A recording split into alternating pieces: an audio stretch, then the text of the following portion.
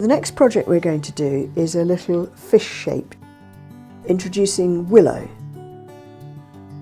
So here's the finished article, and here's the willow, which constitutes a frame, and then we weave the rush, and we've interspersed a bit of weaving of willow, rush and a willow nose, and a little bit of cordage at the end.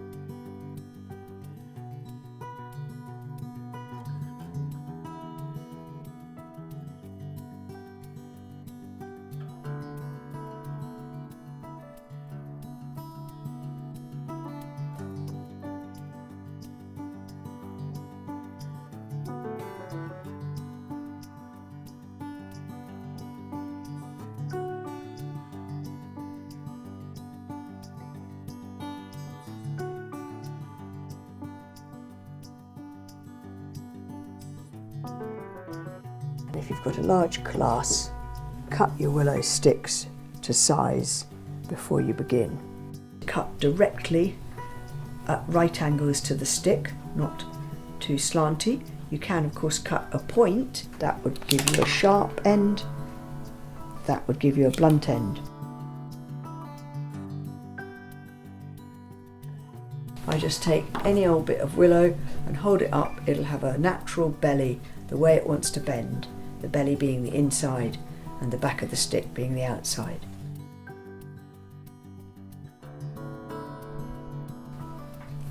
So here I am running my thumbs on the inside, on the belly of the stick, shuffling along, doing little tiny teasing bends, and gently, very gently, a small amount, just arcing it. I'm not trying to make it kink.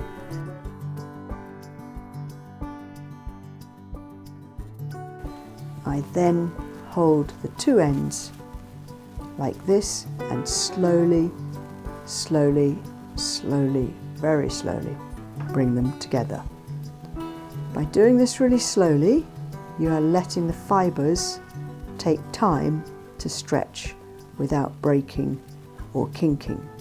Now as you get to cross the two ends, inevitably the stick will kink, but that's handy because it makes a nice pointy nose for your fish or your whale or your leaf shape or anything else you want to call it.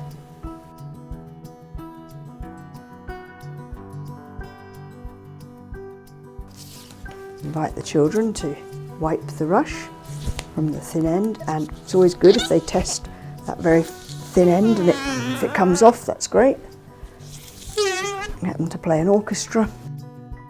I take the thin end and I put it under my thumb, like that. I will put the piece of rush through the tail. This is the tail here. And then I just come round and wrap it 3 times. Oh, there you go, that will often happen. So get the children to test the tip first and break off the weakest bit. This should be a bit stronger.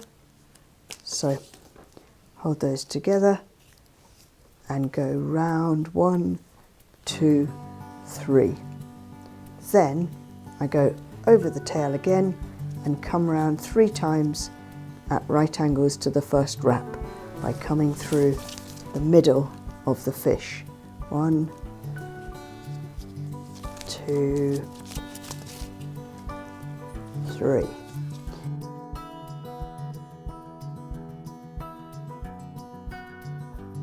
And then I do a few bits of the weave, which is over one side, up through the centre of the shape, over the other side, back through the centre.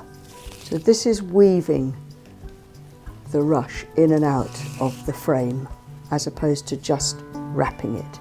So now I'm going in and out of the frame. If the children are very young, I will give them something like that already made and just show them how to go round, up through the centre and round the other side. If they're not very dexterous or able-bodied, I might hold the tip for them so that they don't have to hold the frame. and then they'll be perhaps doing it even like this, posting the end through and pulling it.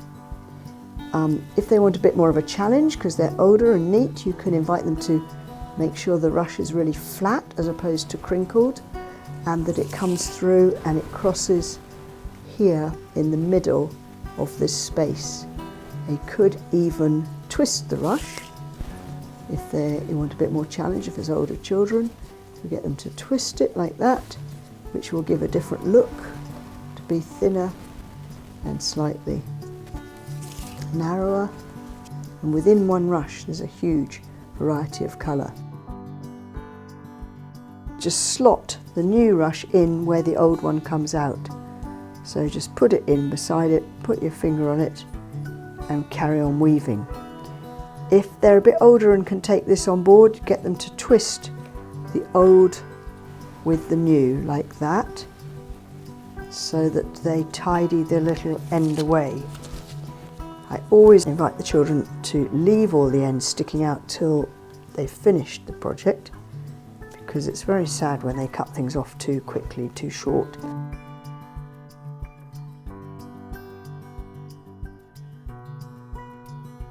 So you can turn the fish and then pull it through with their finger like that.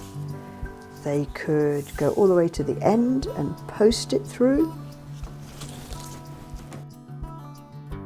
If I'm introducing a piece of willow, the children will find it a bit more difficult to weave, so this is really for ones with a bit more dexterity and skill.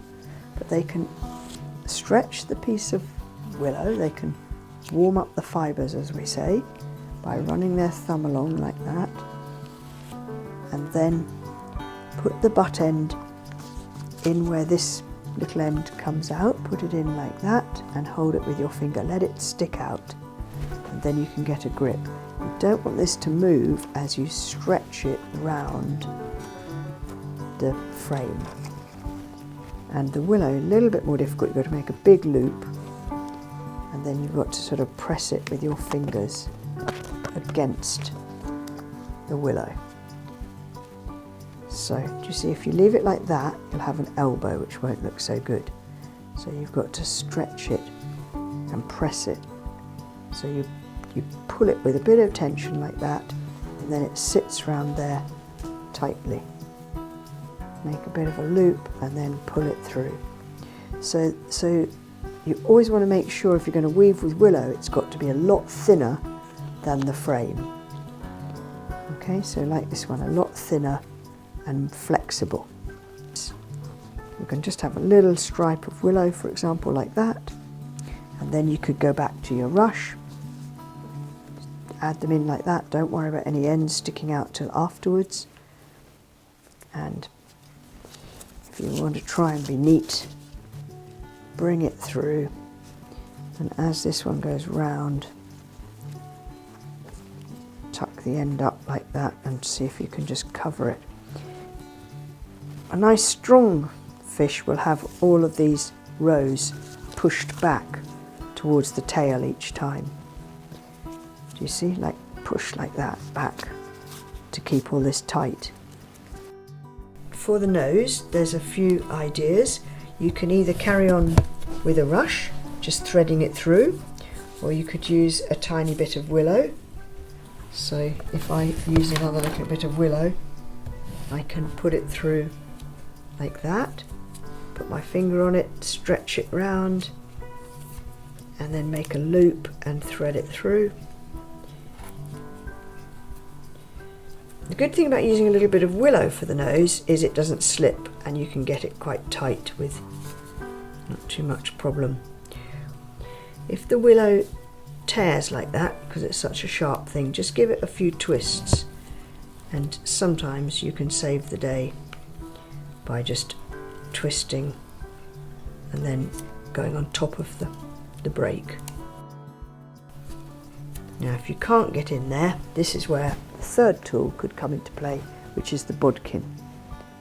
Basket maker's bodkin. It's a pointed spike basically, and you could whittle one out of a piece of wood, or you could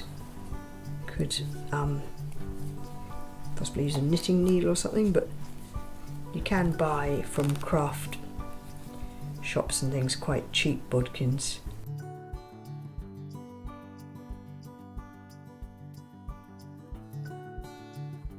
Then you've got your little fish like that, and you can trim it off. Use scissors for the rush and use the secateurs for the willow.